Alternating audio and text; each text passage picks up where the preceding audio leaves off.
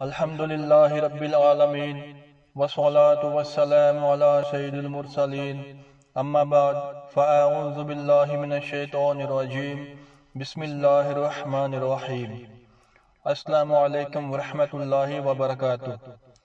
دوستو، امید کرتا ہوں آپ سب خیریت سے ہوں گے اور آپ دوستوں کی خدمت میں ایک اور ویڈیو کے ساتھ حاضر ہوا ہوں۔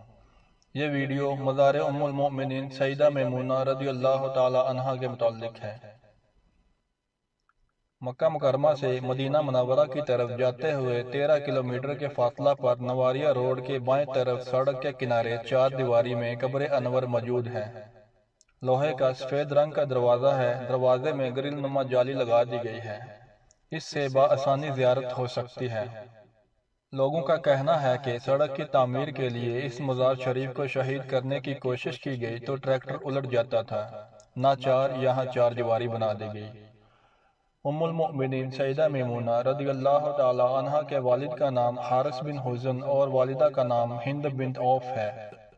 حضرت میمونہ رضی اللہ تعالی عنہا کی والدہ ہند بنت عوف کے بارے میں عام طور پر یہ کہا جاتا تھا کہ دامادوں کے اعتبار سے روئے زمین پر کوئی بوڑھیا ان سے زیادہ خوش نصیب نہیں ہوئی، کیونکہ ان کے دامادوں میں حضور نبی کریم صلی اللہ علیہ وآلہ وسلم، حضرت ابوبکر صدیق، حضرت علی، حضرت حمزہ، حضرت عباس، حضرت شداد بن الحاد رضی اللہ تعالی عنہم تھے۔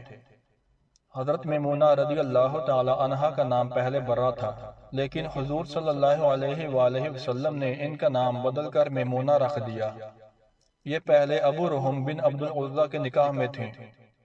سیدہ میمونہ رضی اللہ تعالی عنہا حضرت عبداللہ بن عباس اور حضرت خالد بن ولید رضی اللہ تعالی عنہم کی سگی خالہ تھیں۔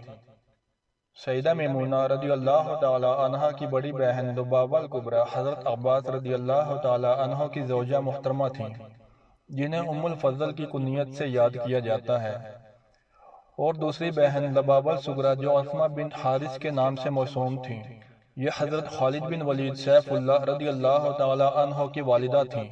جب حضور صلی اللہ علیہ وآلہ وسلم 7 ہجری میں عمرۃ القضاء کے لیے مکہ مکرمہ تشریف لے گئے تو تب سیدہ میمونہ رضی اللہ تعالی عنہا بیوہ ہو چکی تھی۔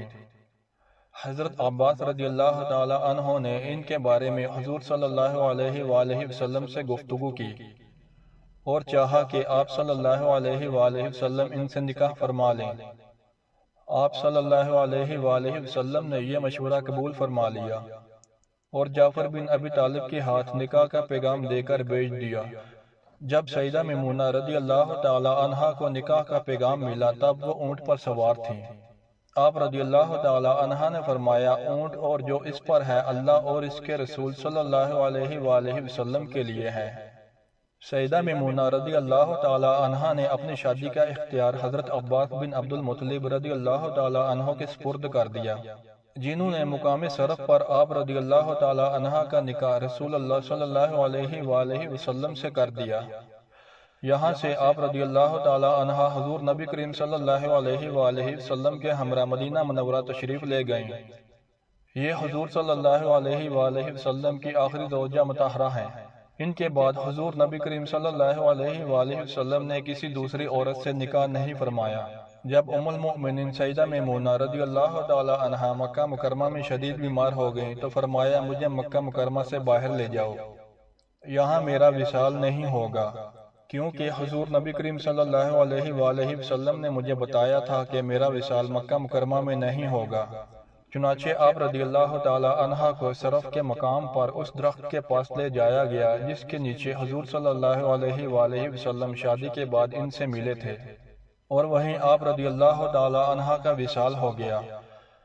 حضرت میمونہ رضی اللہ تعالی عنہا کے انتقال کے سال میں مورخین کا اختلاف ہے، مگر مشہور قول یہ ہے کہ انہوں نے 51 ہجری میں شرف کے مقام پر وفات پائی۔ آپ رضی اللہ تعالی عنہا کی نماز جنازہ آپ کے بھانجے حضرت ابن عباس رضی اللہ تعالی عنہ نے پڑھائی اور دیگر بھانجوں نے ان کو قبر میں اتارا۔ اللہ عز و جل کی ان پر رحمت ہو اور ان کے صدقے ہماری مغفرت ہو۔